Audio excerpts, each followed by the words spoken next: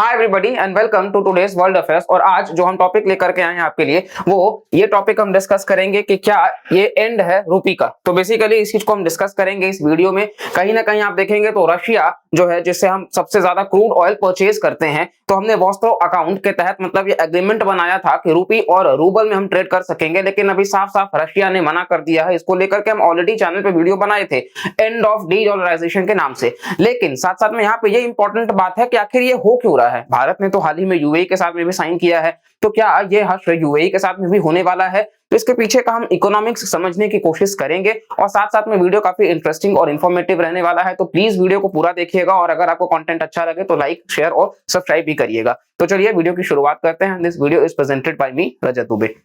तो बेसिकली इस क्वेश्चन को हम डिस्कस करेंगे इस वीडियो में, is the rupee power ending, क्योंकि रूपी के लिए ये बहुत ही बड़ा कंसर्न है कि क्या वो खतरे में है। तो आइए इस चीज को हम जानते हैं। जैसा कि आपने देखा होगा 11 जुलाई 2023 को आरबीआई के जो गवर्नर हैं शक्तिकांत दास साहब, उन्होंने बोला कि जो भी ट्रेड ट्रांजैक्शंस है इंपोर्ट एक्सपोर्ट का वो हम लोकल यानी कि डोमेस्टिक करेंसीज में कर सकते हैं। और कंट्रीज जो है वो डी-डॉलराइजेशन की बात कर भी रहे हैं, क्योंकि वो यूएस डॉलर से अपने मतलब शिफ्ट को डाइवर्ट करना चाहते हैं, जो कि अच्छी बात है। और रशिया, जैसा कि आपको पता है कि रशिया और यूक्रेन वॉर में है, तो रशिया के ऊपर सैंक्शंस भी लगाए गए हैं। रशिया को स्विफ्ट जो मैकेनिज्म है बैंक का ट्रांजैक्शंस का जो शो करता है, उससे भी रशिया को बाहर कर दिया गया है, क्योंकि वो वेस्टर्न कंट्रीज के इन्फ्लुएंस से चलता है। यानी कि अब व्यापार करना मुश्किल हो गया था और रशिया हमारे लिए ऑल वेदर अलाई है। ऑल्दो हमारा ट्रेड अभी भी नेक्स्ट लेवल पे हमको करना है, लेकिन स्टिल रशिया हमारे लिए बहुत इंपॉर्टेंट है। तो इस बीच आप देखेंगे कि रशिया ने सबसे ज्यादा क्रूड ऑयल हमें सप्लाई भी वो करने लग गए। Bharat third largest crude oil का कंज्यूमर भी है। तो अभी तक तो चीजें सही चल रही थी, इवन वो रूपी का भी इन्वेस्टमेंट करने की बात करने लग गए थे। अब बाकी का हम इस इकोनॉमिक्स को समझने की कोशिश करते हैं। इंडियन रिफाइनर्स, आपने देखा होगा कि वो रशियन ऑयल के लिए चाइनीज मनी में पे कर रहे हैं। फर्स्ट पार्ट तो ये है कि चलो अगर वो डॉलर में करते तो भी समझ में आता, लेकिन हमको चाइनीज मनी यानी कि युआन का हेल्प लेना पड़ रहा है। तो कुल मिलाकर के अगेन चाइना का इन्फ्लुएंस यहाँ पर ज्यादा बढ़ रहा है। इसी के साथ साथ में इंडियन ऑयल कॉर्पोरेशन जो है, जो कंट्री का बिगेस्ट बायर है रशियन क्रूड ऑयल का, वो पहला रिफाइनर बन गया जिसने रशियन परचेजेस किया है युआन में।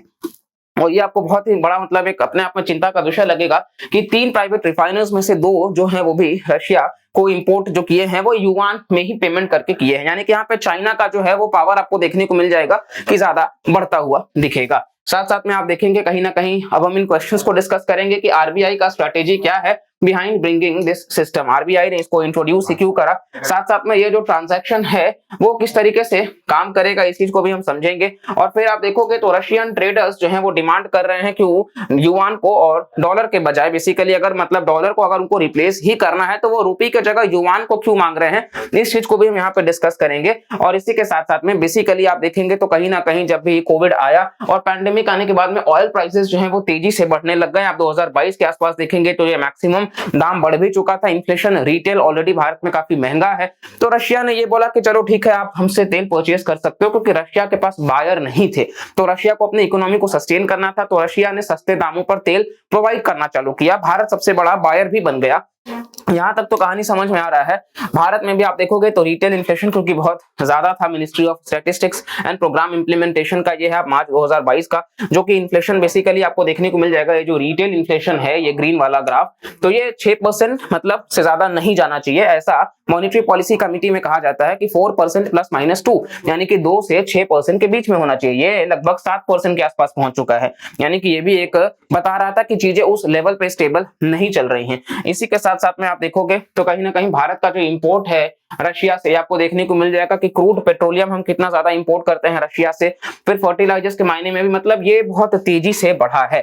सबसे बड़ी बात तो ये है कि जैसे ही इन्वेजन होता है रशिया का यूक्रेन को लेकर के, ये इंपोर्ट हमारा जो है वो बहुत तेजी से बढ़ जाता है, जिसमें क्रूड पेट्रोलियम आपको देखने को मिल जाएगा। नेक्स्ट यहाँ पे आप देखोगे तो लैक ऑफ इंटरनेशनल यूजेज भी है भारतीय रूपी का। सबसे बड़ा बात तो ये है कि रशिया क्यों नहीं तैयार हो रहा है। जाहिर सी बात है, आप देखेंगे तो भारत जो है वो इंपोर्ट डिपेंडेंट कंट्री है। हम ज्यादातर इंपोर्ट ही करते हैं, एक्सपोर्ट नहीं करते हैं। अब बेसिकली क्या होता है, ये जो वॉस्ट्रो अकाउंट साइन होता है, वॉस्ट्रो अकाउंट का मतलब क्या है कि जो रशियन बैंक्स हैं वो भारतीय बैंक में, मान लीजिए एसबीआई में अपना अकाउंट ओपन कराएंगे, ठीक है। अब वो उनका अकाउंट ओपन है तो जो व्यापारी भारत से होगा, जिसको रशिया में मतलब किसी व्यापारी से कुछ खरीदना होगा, तो वो उस बैंक का इस्तेमाल कर पाएगा। यानी कि मान लीजिए कि जो रशियन है कोई इन्वेस्टर, ठीक है, अब वो क्या करेगा कि वो उस बैंक में जिसका अकाउंट यहाँ एसबीआई में है उसमें वो जमा कर देगा रूबल को, और वो रूबल जो है वो फर्दर रूपल मतलब रूपी में कन्वर्ट होकर के उस भारतीय जिससे वो इंपोर्ट कर रहा है उसको वो पे कर देगा। बीच में कमीशन का चार्ज है, लेकिन उसको आप ध्यान में रखेंगे कि वॉस्त्रो अकाउंट इसी के हिसाब से काम करता है, जहां डोमेस्टिक बैंक जो है वहां पर इंटरनेशनल बैंक अकाउंट आकर के ओपन करा सकते हैं अपना मतलब बैंक अकाउंट। तो ये बेसिकली आप देख सकते हैं वॉस्त्रो इसी के हिसाब से चल रहा था। एक समय में ये भी निकल के आया कि 147 बिलियन यूएस डॉलर्स जो है वो रशिया के पास में पड़ा हुआ है, जो कि रशिया इसको रूपी ट्रैप भी बोल रहा है कि ये हमने मतलब हम इसका करेंगे क्या, क्योंकि भारत जो है वो इंपोर्ट बहुत ज्यादा करता है। ये आपको हम चार्ट ऑलरेडी दिखाए, भारत इंपोर्ट बहुत ज्यादा करता है, हम एक्सपोर्ट इतना कर नहीं पा रहे हैं, तो फिर वो करेंगे क्या। ये पैसे भारत जो है वो 18 कंट्रीज में महज साइन किया हुआ है जहां पे रूपी चलेगा, तो ये उसके लिए एक चिंता का विषय बन जाता है। ये आप देखेंगे ट्रेड हमारा, तो ये आपको ट्रेड देखने को मिल जाएगा कि किस तरीके से हमारा एक्सपोर्ट्स जो है, ये आप एक्सपोर्ट्स का देख सकते हैं, ये इंपोर्ट्स का रेड वाला और येलो वाला ट्रेड डेफिसिट कि मतलब ये 2021 का और 2022 आते आते तो आंकड़ा बहुत ज्यादा बढ़ गया। मतलब ये हम 28% आप कह सकते हो अगर हम इंपोर्ट कर रहे हैं तो 3% ही महज हम एक्सपोर्ट कर पा रहे हैं। कुल मिलाकर के जो ट्रेड डेफिसिट है ये बहुत ज्यादा बढ़ गया है और ये ट्रेड मिनिस्ट्री का ही डेटा है। तो कुल मिलाकर के अगेन आपको देखने को मिल जाएगा चाइना जो है वो रिकॉर्ड ट्रेड डेफिसिट पे है, क्योंकि रशिया जो है वो एनर्जी कॉस्ट पे जंप कर चुका है। इसी के साथ साथ में आप देखोगे तो रशिया का ये जो ट्रेड है मतलब चाइना के साथ में ये भी लगभग 75 बिलियन यूएस डॉलर्स तक का है। मतलब 2022 तक आप देखेंगे कि ये 75 बिलियन, मतलब जहां भारत का आप देखोगे कि कहीं ना कहीं मतलब हम 3 बिलियन, यहां आप देखेंगे महज हम 3 बिलियन के आसपास में ही आपको देखने को मिल जाएगा हम एक्सपोर्ट कर रहे हैं 2022 में। वहीं चाइना जो है वो 75 बिलियन तक एक्सपोर्ट कर रहा है। तो सबसे बड़ी बात तो ये है कि चाइना एक्सपोर्ट भी बहुत ज्यादा कर रहा है, तो रशिया उस युआन का इस्तेमाल कर लेगा चाइना से ही सामान खरीदने में। भारत इस चीज में बेहतर नहीं है। हम आत्मनिर्भर भारत जरूर लॉन्च किए हैं, लेकिन उस लेवल पे चीजें अभी भी नहीं हो पाई हैं। हमें इन सेक्टर्स पे बहुत काम करने की जरूरत है। इसी के साथ साथ आप देखेंगे हम जो 3 एक्सपोर्ट्स करते हैं उसमें से 2 सिर्फ पॉजिटिव में है, बाकी 3 इसी की वजह से नेगेटिव में है, क्योंकि वो रूपी का जो ट्रैप है उसको लेकर के ये कंसर्न बना हुआ है। साथ साथ में आप देखेंगे तो महज 18 कंट्रीज हैं जहां से आरबीआई का नोट मिला है कि वो ट्रेड कर सकते हैं रूपी में, जबकि आप चाइना का देखेंगे तो चाइना में 100 से ज्यादा कंट्रीज हैं जो इस्तेमाल कर सकते हैं बेसिकली चाइनीज रेनमिनबी करेंसी को या फिर युआन को। तो जाहिर सी बात है जहां 18 कंट्रीज वहां 100 कंट्रीज, तो रशिया जो है उस युआन का इस्तेमाल वो 100 कंट्रीज में कर सकता है, लेकिन भारत के रुपये को तो महज वो 18 कंट्रीज में ही कर सकता है। तो ये एक प्रॉब्लम बनता है, क्योंकि डाइवर्सिफाई करना बहुत जरूरी है और ये हमें और आगे बढ़ाना होगा। इसके साथ साथ अब आपके मन में सवाल आएगा कि फिर ऐसा क्यों नहीं कि हम इन्वेस्टर्स जो है वो रशिया में जाकर के डायरेक्ट मतलब दुकानें खोल दे, इन्वेस्टमेंट करने लग जाएं। ऐसा भी नहीं हो पाएगा, क्योंकि आप मैप देखेंगे तो बेसिकली चाइना जो है वो रशिया से ज्यादा पास है, लेकिन भारत आप देखोगे तो भारत का डिस्टेंस भी बहुत ज्यादा हो जाता है सेंट्रल एशियन नेशंस के साथ में। इसी के साथ साथ में मैरीटाइम रूट भी बहुत ज्यादा प्रॉब्लमेटिक हो जाता है। ऑल्दो हम international north south transport corridor बना रहे हैं, लेकिन स्टिल बहुत बड़ा टेंशन है कि हम किस तरीके से चीजों को लेके चलेंगे। और इसी के साथ साथ में आप देख सकते हैं इस प्रकार से रशियन लीडर्स हैं, बाकी आप देखोगे भारत के प्रधानमंत्री भी हैं, और यहाँ पे आप वर्ल्ड मैप में भी आप देखेंगे ये चाइना है, यहाँ से रशिया का देखिए किस प्रकार से व्यापार हो सकता है। लेकिन भारत को बहुत मुश्किल है यहाँ से सेंट्रल एशियन के साथ में, यहाँ हम चेन्नई से व्लादिवोस्तोक को कनेक्ट कर रहे हैं, यहाँ मुंबई से हम सेंट पीटर्सबर्ग को कनेक्ट कर रहे हैं, लेकिन ओवरऑल ये पूरा का पूरा मैटर है। और इस वजह से कहीं ना कहीं भारत को, अगर हम कंक्लूजन की बात कर ले तो भारत को अपने एक्सपोर्ट्स को बढ़ावा देना होगा, हमें मेक इन इंडिया को और बढ़ावा देना होगा, हमें कहीं ना कहीं इंसेंटिव्स देना होगा कि ज्यादा से ज्यादा हम एक्सपोर्ट कर सके, हम अपने पॉलिसीज को बेहतर बना सके। और इसी के साथ साथ में हमें रशिया को, स्पेशली पुतिन साहब जो है उनको ये भी विश्वास दिलाना होगा कि कहीं ना कहीं देखिए किसी भी कंट्री को आप एक रिलेशन से ज्यादा नहीं कर सकते हो। आज के टाइम पे वो रुपये का इन्वेस्टमेंट कहां करेंगे।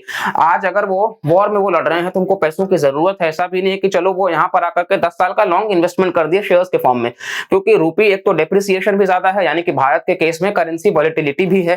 भारत एक्सपोर्ट जो है वो भी कम करता है, इंपोर्ट ज्यादा करता है। और इसी के साथ साथ में क्योंकि रशिया वॉर में है तो वो बहुत ज्यादा फंडिंग भी नहीं कर सकता है कि चलो लॉन्ग टर्म में इन्वेस्टमेंट कर देंगे, क्योंकि अभी उनको पैसों की जरूरत है। तो इन सभी चीजों को हमको समझना होगा और इसका सॉल्यूशन यही है कि हमको अपने एक्सपोर्ट्स को बढ़ावा देना होगा, हमें अपने एमएसएमई सेक्टर्स को बढ़ावा देना होगा, हमारे जो लोकल हैं उनको बढ़ावा देना होगा, और इन सभी से हमारा जो परमानेंट सॉल्यूशन है वो निकल के आएगा। और इस वीडियो से हम सिर्फ इतना ही समझाने की कोशिश कर सकते थे। बाकी वीडियो पसंद आया होगा तो प्लीज लाइक करिएगा, चैनल को सब्सक्राइब करिएगा, कमेंट करके भी जरूर बताइएगा और मैक्सिमम लोगों तक वीडियो को शेयर करिएगा। मिलते हैं अगले लेक्चर में, तब तक के लिए bye bye, take care and जय हिंद।